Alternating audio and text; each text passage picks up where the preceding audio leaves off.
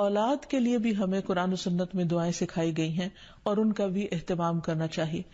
انسان اپنی زندگی میں اپنی بہترین کمائی اپنی اولاد ہی کو سمجھتا ہے, اور انسان اپنی زندگی کا بہترین سرمایہ اپنی اولاد پر خرچ کرتا ہے, اور اپنے بعد بھی ان کے لیے ہر طرح کی راحتیں اور نعمتیں چھوڑ کر جانا چاہتا ہے. لیکن اگر اولاد نیک ہو تو وہ والدین کے لیے صدقہ جاریہ بھی بنتی ہے, اور والدین کے خون پسینے کی کمائی کو ان کی زندگی میں اور ان کی زندگی کے بعد بہترین جگہوں پر استعمال کرتی.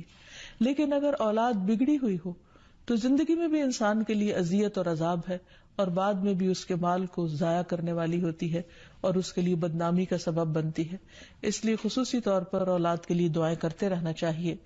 نبی صلی اللہ علیہ وسلم نے فرمایا 3 قسم کے لوگوں کی دعائیں قبول ہوتی ہیں اور ان کی قبولیت میں کوئی شک و شبہ نہیں: مظلوم کی دعا, مسافر کی دعا, اور والد کی دعا اپنی اولاد کے لیے. یعنی جب باپ اپنے بچوں کے لیے دعا کرتا ہے تو وہ دعا بھی قبول ہوتی ہے.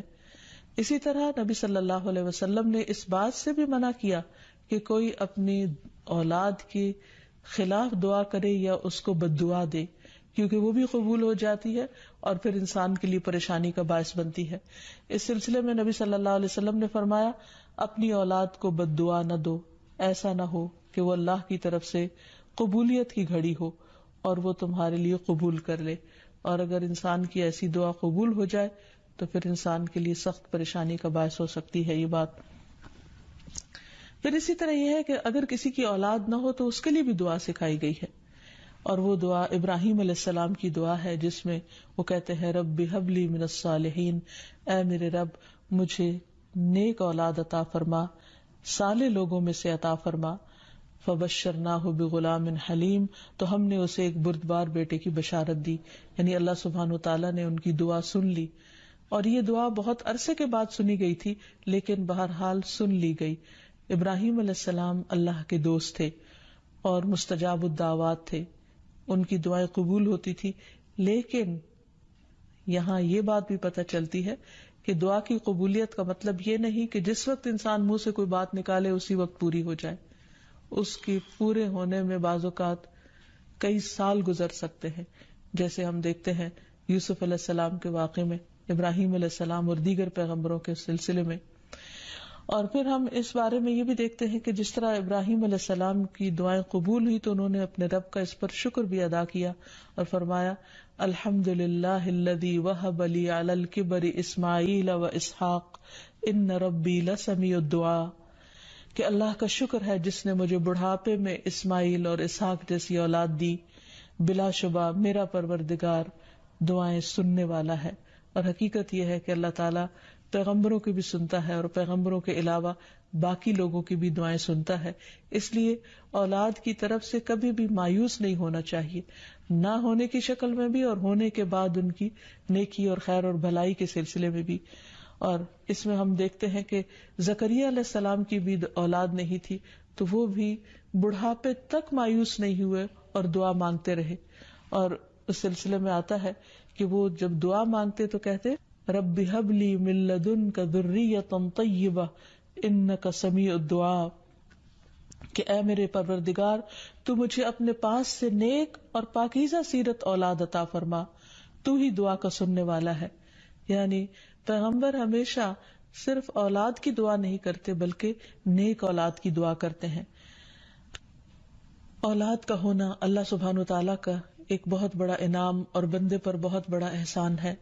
اسی لیے ہم دیکھتے ہیں کہ اولاد انسان کے لیے اگر نیک ہو تو راحت, رحمت, آرام اور چین اور آنکھوں کی ٹھنڈک کا ذریعہ ہوتی ہے. نبی صلی اللہ علیہ وسلم حضرت حسن اور حسین کو اپنے پھول کہا کرتے تھے کہ یہ دونوں میری دنیا کے پھول ہیں. ایک اور حدیث سے ہمیں پتہ چلتا ہے کہ اولاد انسان کی بہترین کمائی ہے. فرمایا ان اولادکم من اطیب کسبکم, تمہاری اولاد تمہاری سب سے بہترین کمائی ہے, بس اپنی اولاد کی کمائی میں سے کھاؤ, یعنی وہ انسان کے لیے حلال ہے, جائز ہے.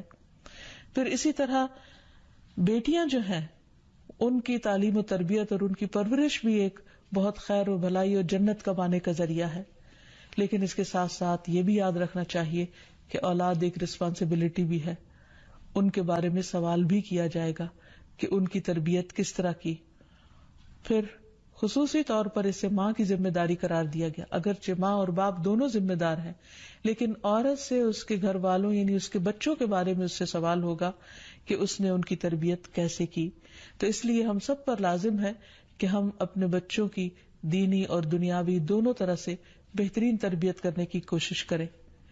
تو آخر میں ہم دیکھتے ہیں کہ جو دعائیں ہمیں خاص طور پر اولاد کے لیے مانگنی چاہیے وہ ان کی نیکی، تقوی اور اصلاح کی ہیں، پیدائش سے پہلے بھی اور بعد میں بھی.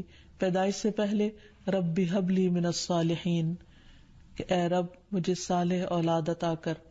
رب ہب لی من لدنک ذریۃ طیبہ انک سمیع الدعاء، اے میرے پروردگار مجھے اپنی طرف سے نیک اور پاکیزہ اولاد عطا فرما، بے شک تو ہی دعا کا سننے والا ہے. پھر اسی طرح اولاد کو شیطان سے محفوظ رکھنے کی دعا بھی کرنی چاہیے، جس طرح حضرت مریم کی والدہ نے ان کی پیدائش سے پہلے دعا کی.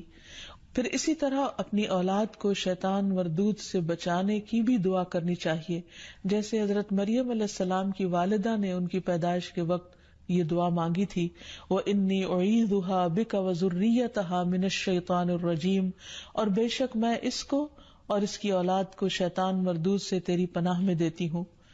پھر اسی طرح ایسی اولاد مانگنی چاہیے کہ جو انسان کے لیگیسی کو آگے لے کر چل سکے اور اس کے علمی ورثے کو سنبھالنے والی ہو، جیسے زکریا علیہ السلام نے دعا کی تھی. پھر اسی طرح اولاد کے اللہ تعالیٰ کے راستے میں قبول ہونے کی بھی دعا کرنی چاہیے، جیسے حضرت مریم کی والدہ نے ان کے لیے دعا کی تھی کہ ربی انی نذرت لک ما فی بطنی محررا فتقبل منی، کہ اے میرے رب بے شک میں نے تیرے لیے اس کی نظر مانی ہے جو میرے پیٹ میں ہے کہ میں آزاد چھوڑ دوں گی، سو مجھ سے قبول فرما، بے شک تو سب کچھ سننے سب کچھ جاننے والا ہے.